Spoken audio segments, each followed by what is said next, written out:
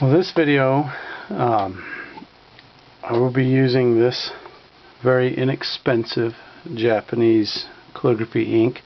It can be had on eBay for something like $7 shipped to your door. It's used for brush calligraphy, Chinese and Japanese. It smells an awful lot like leather dye and less like ink. I would not use this in any expensive pens. I would probably not use it in any fountain pens. I suspect it is corrosive.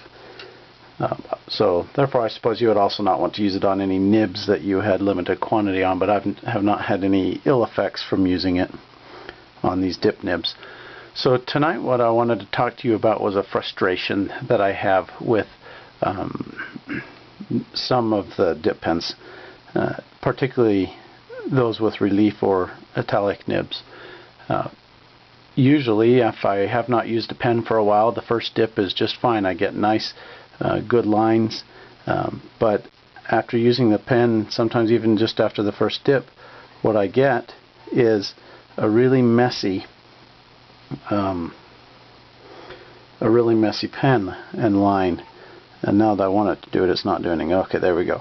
So you'll notice as I write with this, there's no variation to this. This is an italic. I'm supposed to have thin lines here and thick lines here, and this is just one big wet glob.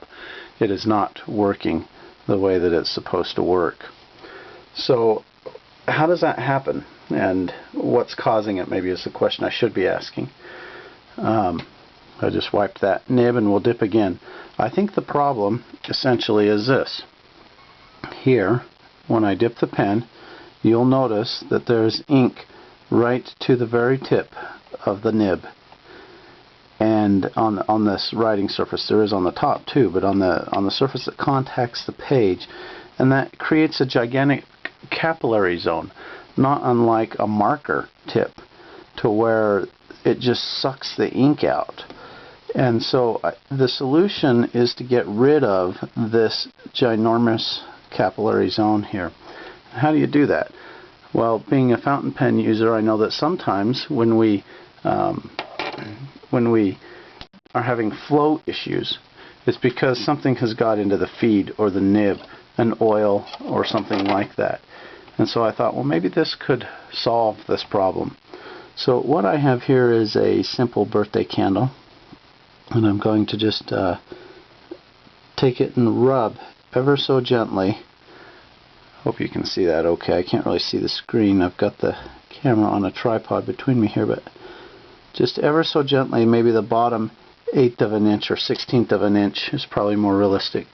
Now, I'm not trying to wipe this wax off. I just want to get rid of the flakes that are on there. I've now created a waterproof or an ink-proof barrier right here at the very tip of the nib, maybe from this point down. And now as I dip, you'll notice there is no ink at the tip.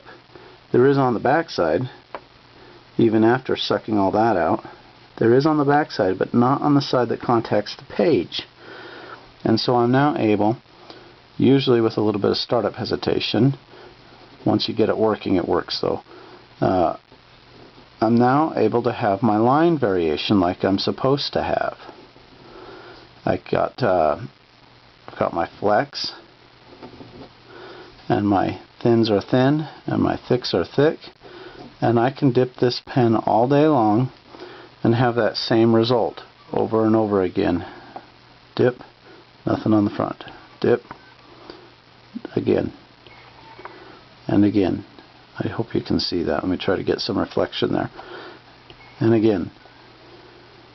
Another advantage is I have this huge quantity of ink on the nib. I can write and write and write, and I maintain my line variation, and I don't just deposit huge amounts of ink onto the page and exhaust my ink supply in the pen rather quickly.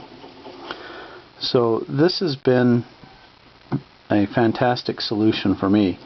It's made my dip pen using very much more enjoyable. I think that you may find that helpful as well, and I hope that I hope you can use that idea. By the way, it works also for other nibs, like maybe, I don't know, like maybe this 555 Accountant or whatever. That nib usually doesn't have that much issue. It's a pretty good one, but maybe some of these globe nibs or something like that. So it's not just italic nibs that this works for. Any pen that you're having that's putting big globs of ink down on the page and is driving you crazy, what this could be a solution for.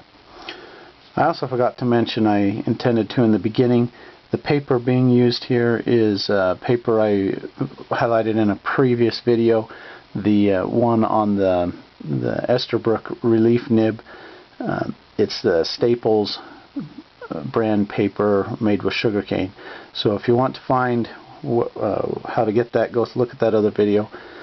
I really like the paper. It doesn't bleed hardly at all. It takes a lot to make it really perform poorly. Using the back side, probably not when I've got it that thick, but it's a great inexpensive paper, much less than the Rhodia and stuff like that, and it does a really good job. Hope you enjoyed this, and I hope you can find this information useful. Have a wonderful evening.